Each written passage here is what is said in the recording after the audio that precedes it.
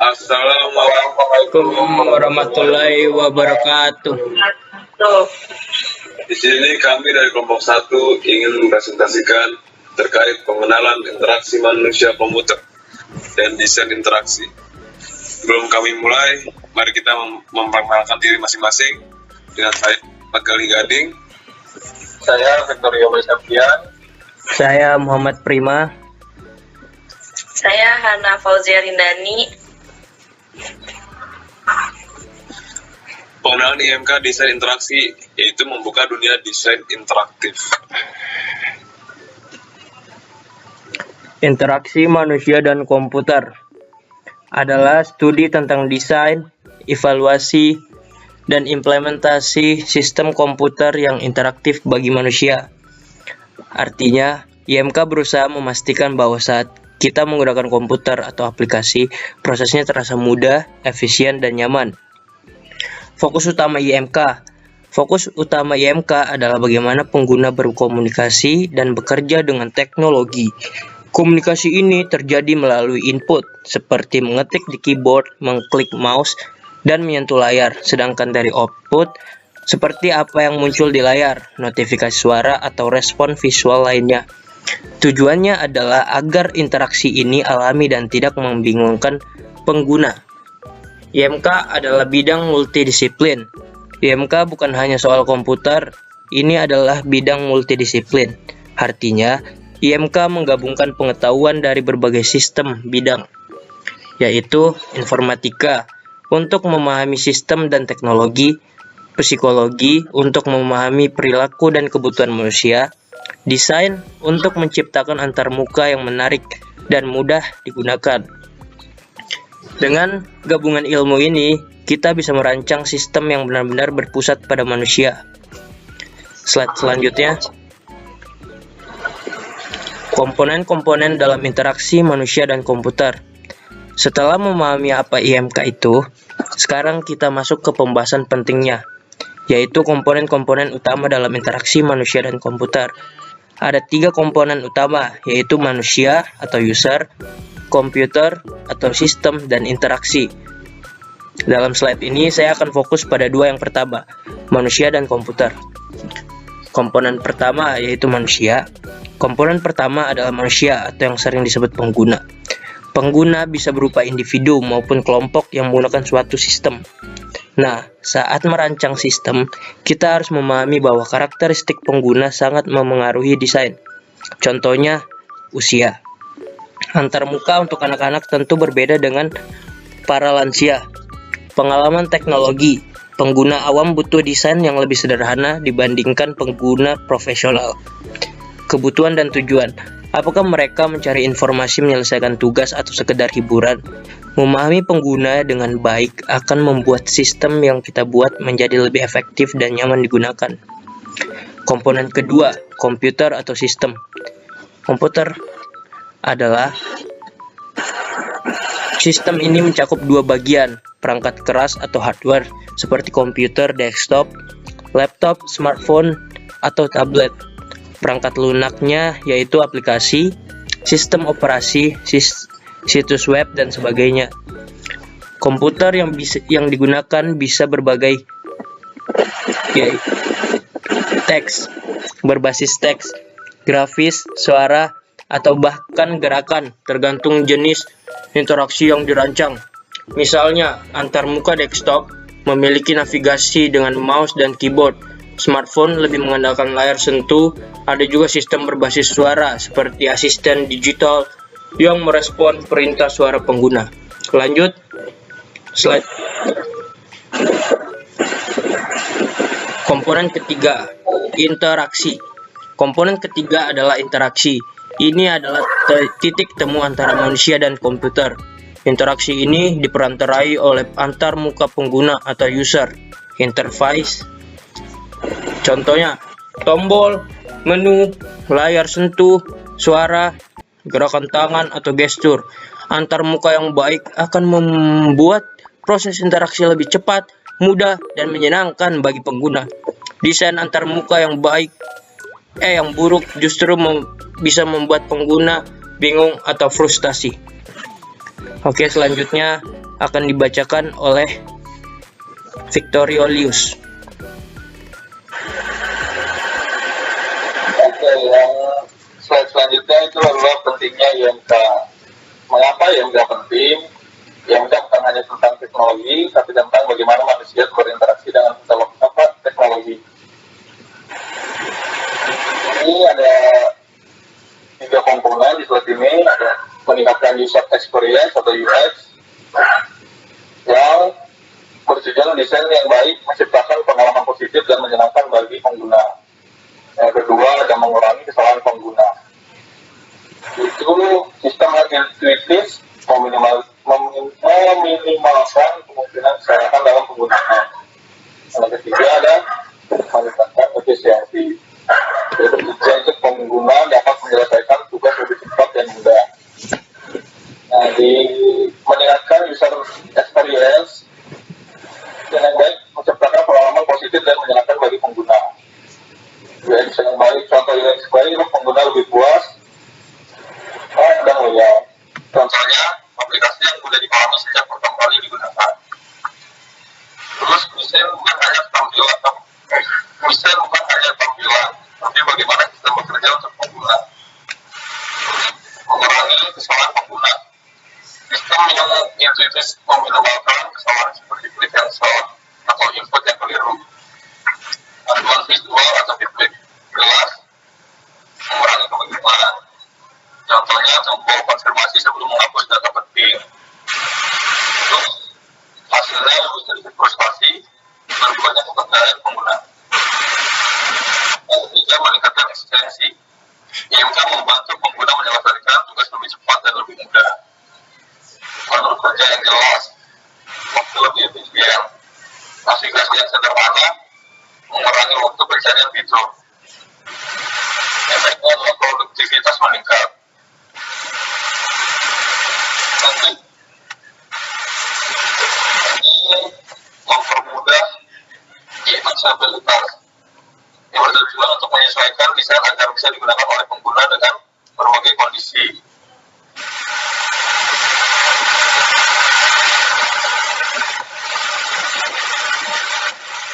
Kelima, meningkatkan kepuasan dan produktivitas.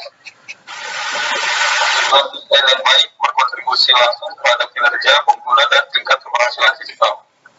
Investasi dalam kepuasan pengguna, sistem yang ramah pengguna itu lebih banyak digunakan. Terus bisa mengurangi beban pelatihan dan dukungan teknis, dan juga meningkatkan reputasi produk dan brand.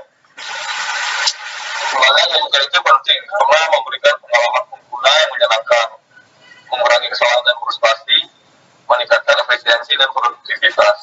Ini adalah kunci untuk menciptakan teknologi yang benar-benar berpusat pada manusia. Lanjut, evaluasi yang terbuka. Ini ada 5. Ada pemahaman interface, graphical user interface, logic interface, voice and gesture based interface, dan terakhir augmented and virtual reality.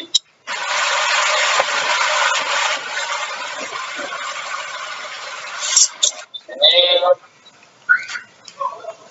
evaluasi yang terbuka menilai efektivitas, efisiensi, dan kenyamanan. Dan juga memahami kelebihan dan kekurangan tiap jenis antarmuka dan menyesuaikan jenis antarmuka dengan kebutuhan pengguna dan konteks. Yang pertama itu command line interface. Ini dia mempunyai kelebihan dan kekurangan. Kelebihannya itu cepat dan efisien bagi pengguna ahli dan konsumsi sumber daya rendah. Kekurangannya itu tidak intuitif untuk pemula, harus hafal perintah dan toleran terhadap kesalahan ketik. Jadi itu command line interface itu hanya berupa teks. Pengguna harus mengetikkan perintah tertentu dulu.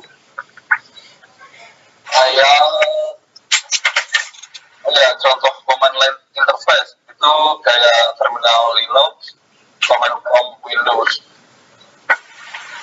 Terus yang kedua, graphical user interface.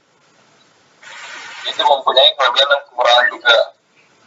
Kelebihannya itu intuitif dan mudah digunakan, cocok untuk semua kalangan. Juga visualnya menarik, seperti ikonnya, tombolnya, menunya.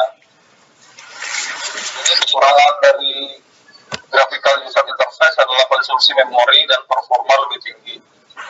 Dan juga mungkin lambat jika terlalu kompleks. Contohnya itu seperti Windows, Mac OS, Microsoft Office, web browser. Yaitu menggunakan elemen grafis seperti icon, tombol, dan menu. Nah, yang ketiga itu ada touch interface. Ini dia mempunyai kelebihan dan kekurangan. Kelebihannya itu interaksi langsung dan alami. Ini juga cocok untuk perangkat portable seperti smartphone dan tablet. Kekurangannya itu tidak akurat untuk tugas kompleks dan juga terbatas pada ukuran layar dan sensitivitas sentuhan. Contohnya itu seperti Android, iOS, touchscreen, iOS. Pada touch interface ini adalah antarmuka berbasis sentuhan seperti pada smartphone dan tablet. Dan yang keempat adalah voice and gesture based interface. Di sini itu dia kelebihannya itu atau tanpa sentuhan. Ini cocok untuk saat multitasking dan juga alami dan cepat untuk perintah sederhana. Kekurangannya itu rentan terhadap kesalahan pengenalan suara atau gerakan dan kurang optimal di lingkungan bising atau terbatas ruang gerak. Contohnya itu Siri, Google Assistant, Xbox Kinect. Yaitu interaksi dengan perintah suara atau gerakan tangan. Interaksi itu augmented and virtual reality. Ini mempunyai kelebihan memberikan pengalaman imersif dan interaktif, cocok untuk pelatihan, simulasi, dan game. Kekurangannya itu perangkat mahal dan belum umum. Ini juga bisa menyebabkan kelelahan visual atau mabuk virtual atau disebut juga motion sickness. Augmented and virtual reality ini antarmuka intersif yang membawa pengalaman interaksi ke dunia virtual. Contohnya itu seperti Oculus, Microsoft HoloLens, Pokemon Go. Ini kesimpulannya adalah tidak ada antarmuka yang sempurna untuk semua kondisi. Dari itu evaluasi yang harus dipertimbangkan adalah kebutuhan pengguna, konteks penggunaan, teknologi yang tersedia. Ya. Lanjut.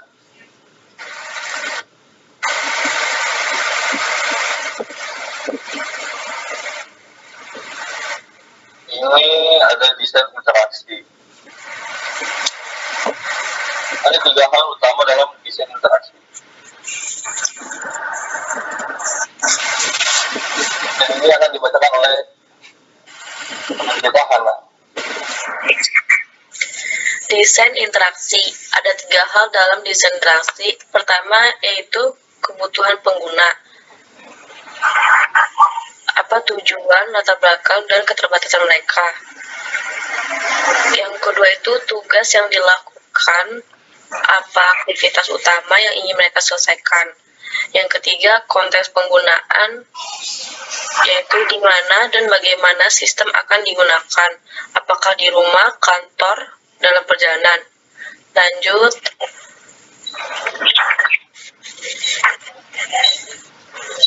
Prinsip desain interaksi. Yang pertama itu konsistensi elemen dan fungsi sistem harus seragam di seluruh bagian sistem. Yang kedua, umpan balik atau feedback, sistem harus memberikan respon terhadap tindakan pengguna. Yang ketiga itu kontrol pengguna, yaitu pengguna harus merasa bahwa mereka mengendalikan sistem, bukan sebaliknya. Yang keempat itu efisiensi, sistem harus memungkinkan pengguna menyelesaikan tugas dengan cepat. Yang kelima, kesederhanaan, yaitu desain harus mudah dipahami dan digunakan tanpa elemen yang membingungkan. tiga hal utama dalam desain interaksi ada tiga, yaitu affordance, feedback, dan visibility. Affordance adalah kemampuan suatu objek atau antarmuka untuk memberikan isyarat tentang bagaimana objek tersebut dapat digunakan. Feedback adalah informasi yang diberikan oleh sistem kepada pengguna sebagai tanggapan atas tindakan mereka. Visibility adalah seberapa jelas suatu objek atau antarmuka dapat dilihat dan dipahami oleh pengguna. Contoh affordance yaitu sebuah tombol yang terlihat seperti dapat ditekan menunjukkan bahwa tombol tersebut dapat diklik. Contoh feedback yaitu umpan balik visual seperti animasi ketika tombol diklik atau informasi kesalahan yang ditampilkan ketika pengguna memasukkan informasi yang salah. Visibility contohnya itu menu navigasi yang terlihat jelas atau tombol yang mudah dikenali. Dengan mempertimbangkan ketiga hal ini, desainer dapat menciptakan antarmuka yang intuitif, mudah digunakan, dan memberikan pengalaman pengguna yang positif. Selanjutnya akan dibacakan oleh Gali. Yaitu peran pengguna dalam desain. Yang pertama ada User Centered Design atau UCD. UCD biasanya berfokus untuk kebutuhan nyata pengguna. Pendekatan desain yang menempatkan pengguna sebagai pusat utama dalam proses pengembangan sistem. Fokus pada kebutuhan, preferensi, dan keterbatasan pengguna. Jadi tujuannya menciptakan sistem yang mudah digunakan, efisien, dan memuaskan. Yang kedua ada melibatkan pengguna sejak awal, melakukan wawancara, observasi, atau survei untuk memahami kebutuhan pengguna. Jadi desain harus jangan pernah gagal untuk memenuhi harapan. Jadi pengguna adalah pihak yang akan menggunakan sistem setiap hari. Yang ketiga ada pengujian usability. Memahami masalah nyata untuk kebutuhan spesifik.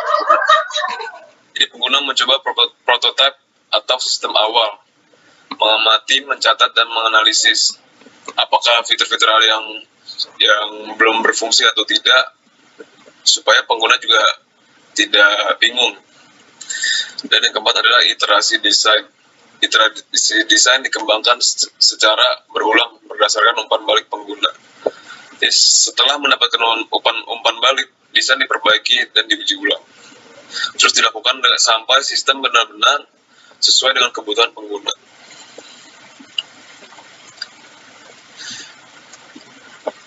Kesimpulan, interaksi manusia komputer atau IMK adalah fondasi penting dalam merancang sistem yang ramah pengguna. Tidak cukup hanya membuat sistem berfungsi, namun sistem harus mudah, nyaman, dan menyenangkan saat digunakan. Desain interaktif yang baik mempertimbangkan aspek teknis, psikologis, dan kebutuhan pengguna. Ya, mungkin aspek tersebut benar-benar mereka butuhkan dan yang benar-benar mereka harapkan. Yang ketiga ada pengguna bukan hanya target, tetapi pusat dari proses desain itu sendiri. Dengan melibatkan mereka, kita bisa menciptakan sistem yang lebih tepat guna dan relevan. Jadi prinsip utama IMK mungkin untuk membangun teknologi yang bermakna. Dengan memperhatikan prinsip dan proses IMK, kita dapat meningkatkan kualitas teknologi, menciptakan sistem yang inklusif dan adil, memberikan pengalaman bermakna bagi semua pengguna. Dan yang terakhir, dengan memperhatikan prinsip pada proses IMK, kita bisa menciptakan teknologi yang lebih baik. Teknologi terbaik adalah teknologi yang terasa manusiawi. Sekian dari kami kelompok 1, mungkin kurang lebihnya mohon maaf. Boleh pantun nggak nih teman-teman? Pantun. Pipik di tengah sawah. Cakep. Pipik tercemur di atas batu. Cakep. Wassalamualaikum warahmatullahi wabarakatuh. Waalaikumsalam warahmatullahi wabarakatuh. Terima kasih. Terima kasih.